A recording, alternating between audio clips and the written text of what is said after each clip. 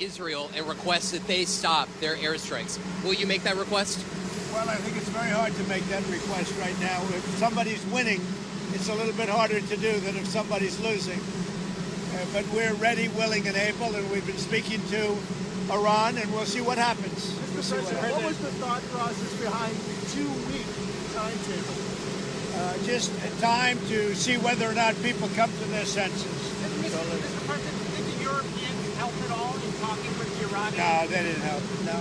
Iran doesn't want to speak to Europe. They want to speak to us. Europe is not going to be able to help in this one. 20 years ago, you were skeptical of a Republican administration that attacked a Middle East country on the idea of questionable intelligence of weapons of mass destruction. How is this moment different with Iran? Well, there were no weapons of mass destruction. I never thought there were.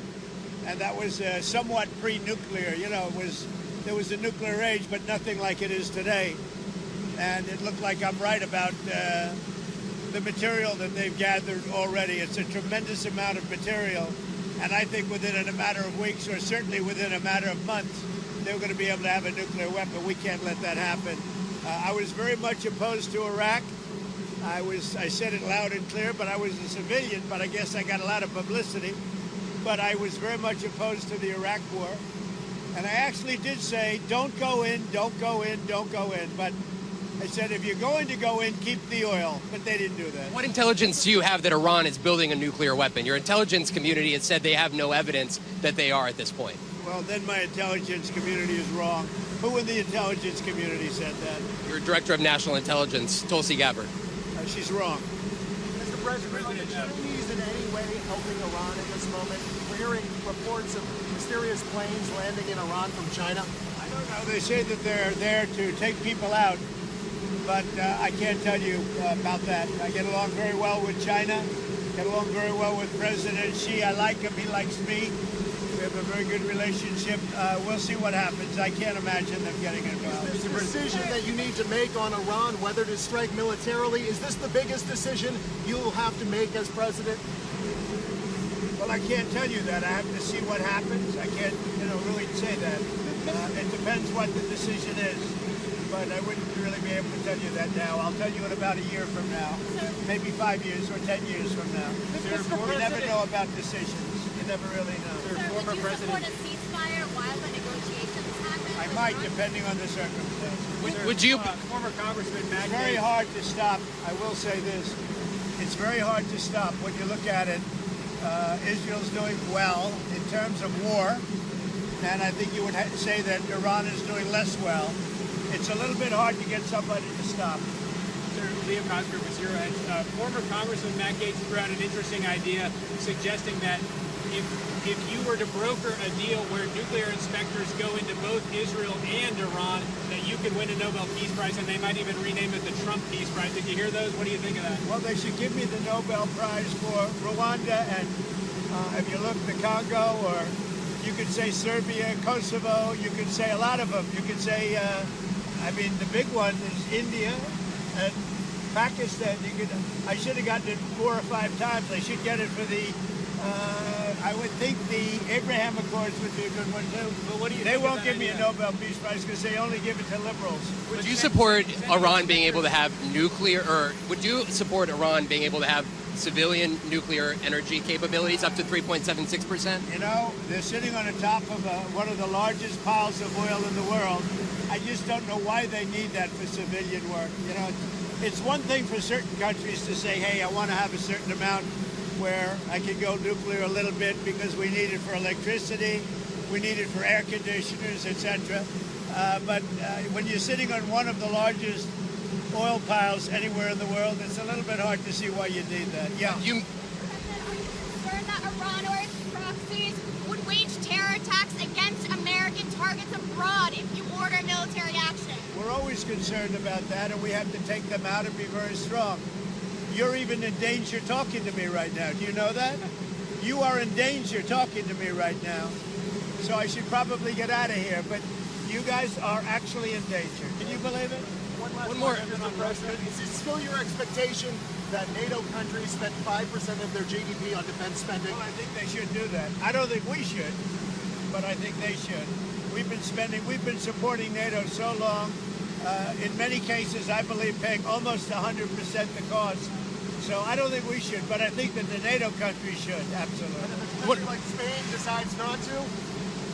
Well, NATO's going to have to deal with Spain. Spain's been a very low payer. They were always a very low payer. They were either good negotiators or they weren't doing the right thing. I mean, I think Spain has to pay what everybody else has to pay. Spain has been notorious for low pay. You know who else was a low payer, just about the lowest? A place called Canada. Because Canada said, why should we pay when the United States will protect us free? And they've been right about that. ICE. Russia, Ukraine, you've been making progress towards a peace deal, but I don't know if you noticed that Lindsey Graham and Mike Pompeo were there on the ground in Ukraine, seemingly doing the opposite, trying to provoke the Ukrainians to keep fighting. What do you think of that? Well, we're going to see, and people have to be very careful with what they say. They got to be very careful with their mouth, because their mouth can get them into a lot of trouble. One more. ICE. ICE has said that they're trying to arrest up to 3,000 individuals a day. There are some communities that are saying they are fearful of being wrongfully detained or separating some families, even if they're undocumented. Is the fear in some of these communities worth the deportations of these undocumented individuals, a mass deportation program? It's a tough subject because, look, we have farmers. I love farmers. I won 80%, 85% of the farmers, and I love them, and I'm never going to do anything to hurt our farmers. And you could also say the leisure business, etc. There are some businesses where you have a disproportionate amount of people that are the people that you're talking about. At the same time, we have to get the criminals out of our country. And we're looking at doing something where, in the case of good, reputable farmers, they can take responsibility for the people that they hire and let them have responsibility, because we can't put the farms out of business. And at the same time, we don't want to hurt people that aren't criminals. Most of the people that came in over the last 3 years under Biden, I would say probably 3.5 to 4 years, those people, you have a lot of criminals, you have a lot of, I mean, we're looking at that very closely.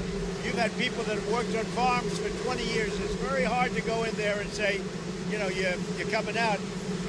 But we're going to let the farmers take responsibility. They're great people. They'll do it. They know the good and the bad.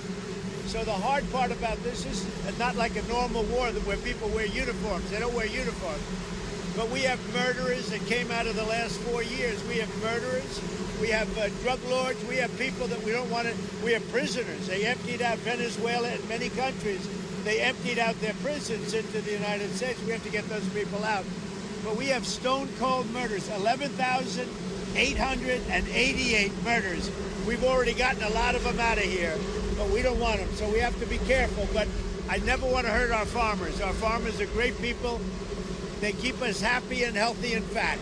Are there other cities that you're going to try to replicate what you've done in Los Angeles? Well, I mean, we had a big victory last night in the Court of Appeals with respect to Los Angeles, but really the country, where Gavin Newsom, who's really an incompetent governor, he's just doing a terrible job between his fires, between all the houses burning down, his forest fires, and now Los Angeles. If we didn't go to Los Angeles, and the sheriff admitted it, he had no control. He would have lost control. We saved Los Angeles by having the military go in. And the second night was much better. The third night was nothing much. And the fourth night, nobody bothered even coming. We put out that fire, and we did a great job of it. He sued us for going in and for helping him. We went and helped him. Right now, you'd have Los Angeles burning to the ground. Largely, it would have already been destroyed. Do you still want your legacy, Mr. President, to be that of a peacemaker? Do you worry that striking Iran would change that? Always a peacemaker. That doesn't mean sometimes you need some toughness to make peace, but always a peacemaker. Can you win in Iran without ground forces? Say it? Is an aerial campaign in Iran enough, or do you need ground forces? Well, I'm not going to talk about ground forces. The last thing you want to do is ground forces. Does Iran have 2 weeks, or could you strike before that? Are you essentially giving them a 2-week timeline? I'm giving them a period of time. We're going to see what that period of time is, but I'm giving them a period of time. And I would say 2 weeks would be the maximum. Mr. President, do you think deportations should focus on criminals or all people who are here illegally? Should start focusing on criminals, and that's what we've been focused on. Very bad criminals, dangerous criminals. But Stephen Miller said to go out and arrest. every person who's here illegally. He's told ICE to arrest everyone who's here illegally. Do you agree with Stephen that? and I have a very good understanding.